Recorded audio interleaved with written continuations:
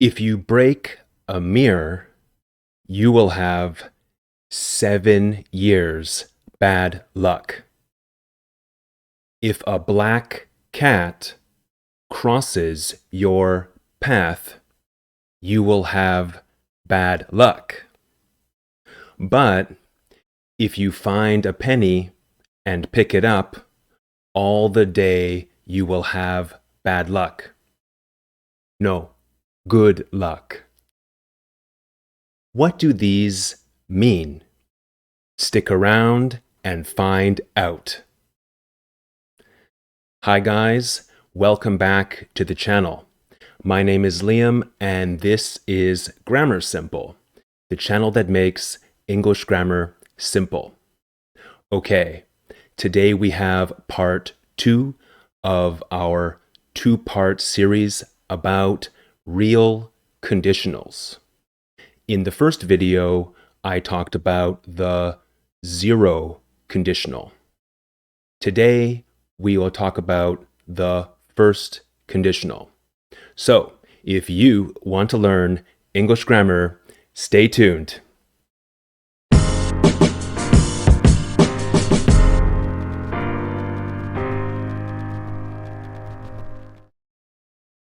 Okay, real conditionals, part 2, first conditional. Let's begin. Let's have a quick review about conditionals first. Always have 2 clauses. Conditionals always have 2 clauses. An if clause and a main clause. An if clause is a subordinate clause, also called a dependent clause. Why? Subordinate clauses need the main clause to make sense. They are not a complete thought by themselves or on their own. They need the main clause. They are dependent on the main clause. A main clause can always be a complete sentence on its own. It might be a little bit strange, but grammatically it always makes sense as a complete thought. Subject, verb. A main clause is the central idea of the sentence. That's why it's called the main clause. Part 2, first conditionals. In a first conditional, the if clause uses if plus subject plus present simple. Same as zero conditional. No change. The main clause uses subject plus will plus infinitive. First conditionals talk about the result of an imagined future situation. Always future. Always imagined. Why? Because we can't see the future. So everything in the future is always imagined. First conditionals are used when we believe the future result is likely to happen. And if particular conditions are met. That's why they are called conditionals. For example, if the weather is sunny tomorrow, we'll go to the beach. We have if plus subject, the weather plus present simple, is. And then in the main clause, we, subject, will, the will verb, modal verb, and go, infinitive. If the weather is sunny tomorrow, we will go to the beach. Is this certain or uncertain? Will is more certain. If it's not sunny, we'll stay home. So the first clause in green, the if clause, this is the imagined future situation. We don't know if the weather will be sunny tomorrow, so we are imagining this. The main clause in orange, this is the future result. If the weather is sunny, we will go to the beach. If the weather is not sunny, we will stay home. Understand? Same for the second example. Imagined future situation, future result. And you can use other modal verbs instead of will. Use verbs such as should, might, and can. However, the meaning changes. If the weather is sunny tomorrow, we should go to the beach. Now, will is more certain that we have an intention to do this, a plan to do this, if the weather is sunny. Should is, what do you think? Should is a suggestion. We should go to the beach. It's a good idea. If it's not sunny, we can stay home. What does can mean? Can is used for abilities and possibilities, right? So can means this is a choice or a possibility. We can go or we can stay. If it rains and we go to the beach, we might not enjoy ourselves. Nobody wants to be at the beach in the rain. So might not means it's possible this will happen. We might not enjoy ourselves. Maybe we will, but probably not because of the rain.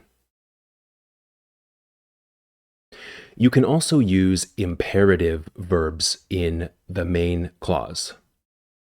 Did you watch my video about the imperative voice? If not, watch it here. Imperative verbs command, tell, or suggest that someone do something. Also, imperative verbs can ask someone to do something. But I am not doing the action.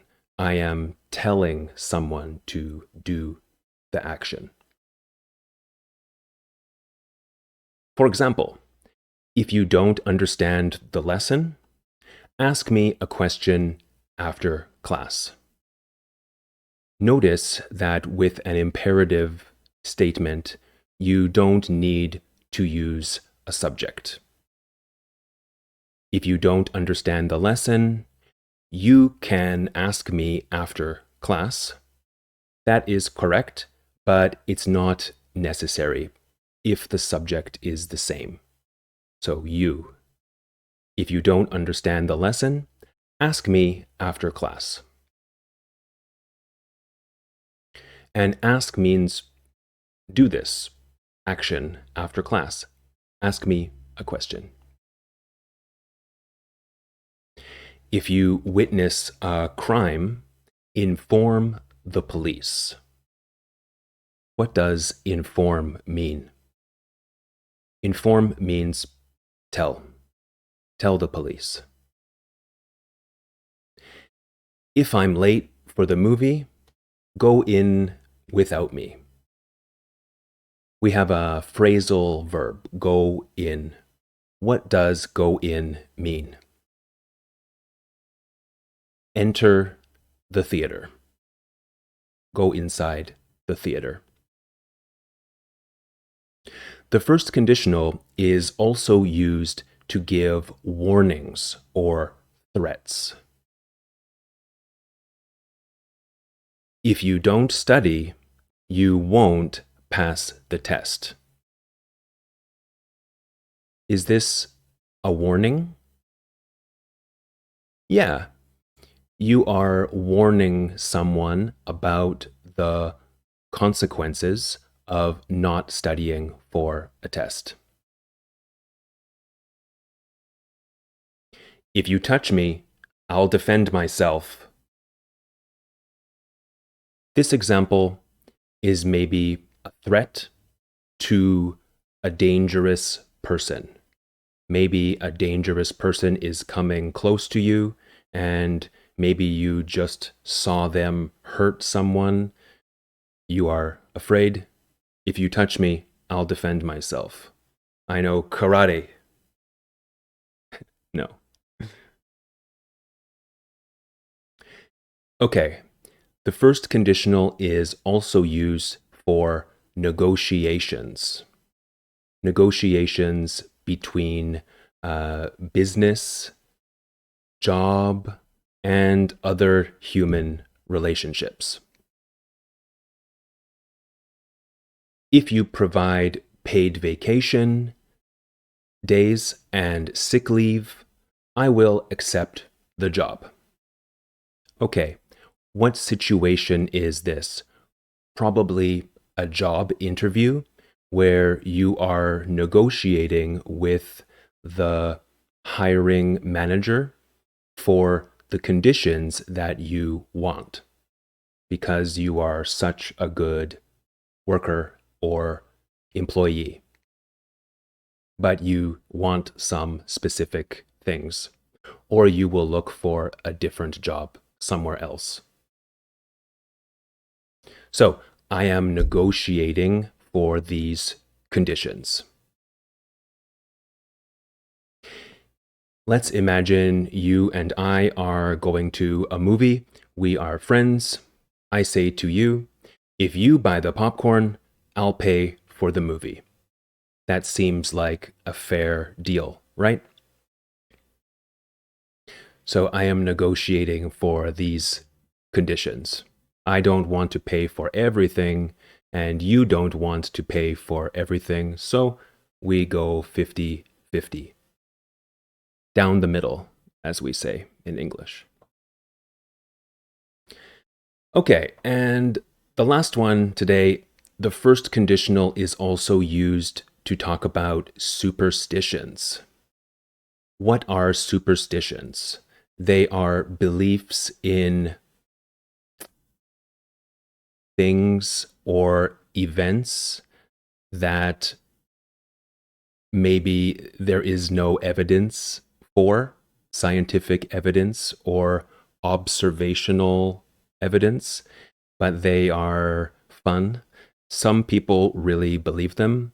Think of ghosts are a superstition. Do you believe in ghosts? Let me know. Okay. For example, if you find a penny and pick it up, all the day you'll have good luck. This is a classic English superstition. Pennies were very common in the past, but now we don't use pennies in Canada, for example, where I live. So I don't know. today, if you find a penny in Canada, maybe you will have good luck because it is very uncommon to find a penny on the street. If a black cat crosses your path, you'll have bad luck. I think this superstition exists in many countries. What do you think? Does this superstition exist in your country? Let me know in the comments. If you break a mirror, you'll have 7 years bad luck. Well, I have broken many mirrors in my life by accident. Have I had bad luck? I don't think so. Although I am making videos on YouTube, so maybe. Okay, this one is positive. If you make a wish and blow out all the candles on your birthday cake in one breath, your wish will come true. I think this one is true. Okay, come true. Come true is a phrase or an idiom. It means happen. Your wish will happen or be real.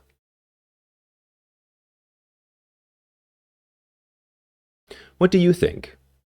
Can you think of examples using the first conditional? Make examples with will and other modal verbs. Can, should, might. In addition, try to make examples about warnings, threats, negotiations, or superstitions. And write your ideas in the comments section below. I would love to read them and help you with your English grammar. Okay, guys, thank you for watching. Please like this video, subscribe to my channel. It really helps my channel grow. Thank you for watching all the way to the end of this video. It really helps me. Share this video with a friend if you think they might benefit from its message. There I used first conditional. And I will see you next time. My name is Liam, and this is Grammar Simple, the channel that makes English grammar simple. Bye.